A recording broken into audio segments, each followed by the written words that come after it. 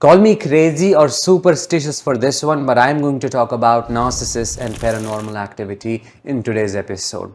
Narcissists bring in a lot of toxic, heavy, negative, dense, and evil energy into the environments they become a part of, influencing the energetic field so much so that scary things start to happen. What things? Let's explore in today's episode. I am Danish, a psychologist and a narcissistic abuse recovery professional. Welcome to my channel. Number one, electronic devices start to malfunction. Light flicker and go out in certain parts of the house. You call the person in, they try to fix it, but say everything looks fine, I don't understand what's going on. Wires are intact and so is the connection. This should be a temporary fault which will go away on its own. And you're left dumbfounded. You don't know what to do because the problem persists and lights keep flickering. There's a dense energy around the house. It's just overbearing. You can't stand it. It's like your body wants to reject it. Your body wants to get out of it. It's a bodily experience. Those who know what I'm talking about. If you have experienced something like this, drop your experiences and what you remember in the comments below and validate others. And this is not something that I know, that I have been through only. I have heard it from so many people in different ways, in different forms, but the thing remains the same. Electronic devices start malfunctioning, as I said. TV, for example, when they enter the room, it starts flickering. Or you are working on a device like your phone, it goes out. Sometimes these devices also catch fire, which spreads and there's big smoke. There may not be any scientific reason to any of this, and that's okay. We can only understand it if we were to understand the spiritual aspect to narcissistic abuse, which is not for everybody. If you're someone who only wants to stay with science, that's fine. Then you need to understand the psychology behind it and the devastating impact their abuse has on its survivors. But spiritual aspect, demonic aspect, evil aspect, energetic aspect is as real as the scientific aspect, in my opinion. Number two, you always feel something or somebody is watching you, which may be the narcissist, of course. They love to observe you. They love to learn how you function. They love to learn how you express your emotions so that they can use all that knowledge against you.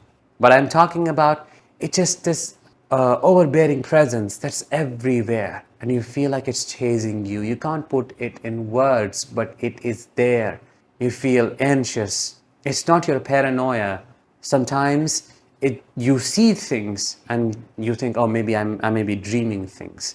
But what about that occasion when you were woken up by the narcissist in the middle of night and you found them staring at you quite crazily with a smirk on their face like they were staring at you? Or you were in the middle of something, you were working, and then they entered the room and looked at you like this, without blinking their eyes, without moving at all, just looked at you and stayed still. That is scary, isn't it?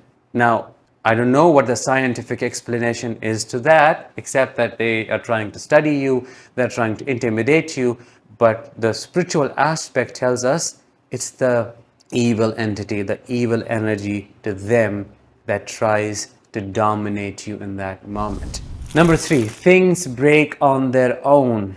It's understandable when you break a few things out of anxiety or when the narcissist does it to you to terrorize you.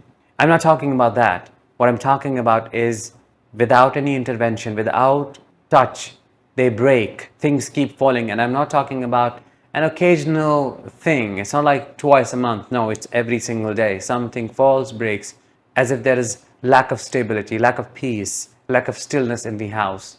Why wouldn't it be unstable when this person is so heavy, when this person is nothing but home to evil, when they keep inviting, call it spirits, call it entities, call it energy, to the environment they live in, and you witness it?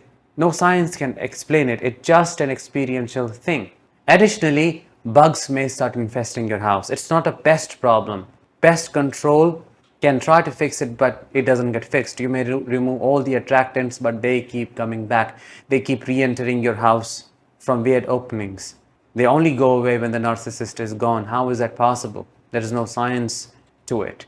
You may try your level best, but these bugs will reappear. How do I know this? I have experienced it with my own eyes. Back then, as a child, I thought I was crazy because our house used to be surrounded by these bugs for no reason. We cut down the trees. I remember cleaning used to happen every single day thoroughly, but still within a day they would reappear. Additionally, there was dense energy, quite bad energy to that house, and we would have really bad experiences like knocking on the door in the dark, and you would go and find there's nobody. There's a lot to share, but I'm saying this from my personal experience. It's not like I want you to just think about these weird things and I want to, let's say, sound intriguing. No, this is a personal experience and I want to share it with you just to see what you have been through, because others have told me similar things and that was so validating.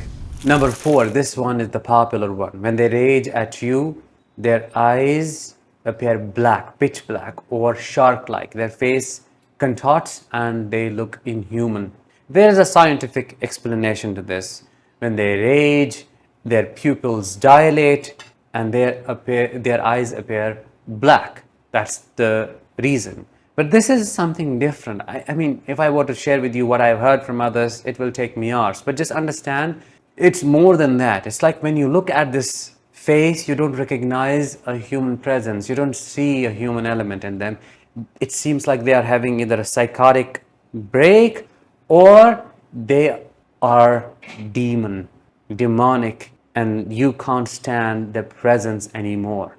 You're shocked, you're baffled, and you can't understand what it is, who you are dealing with.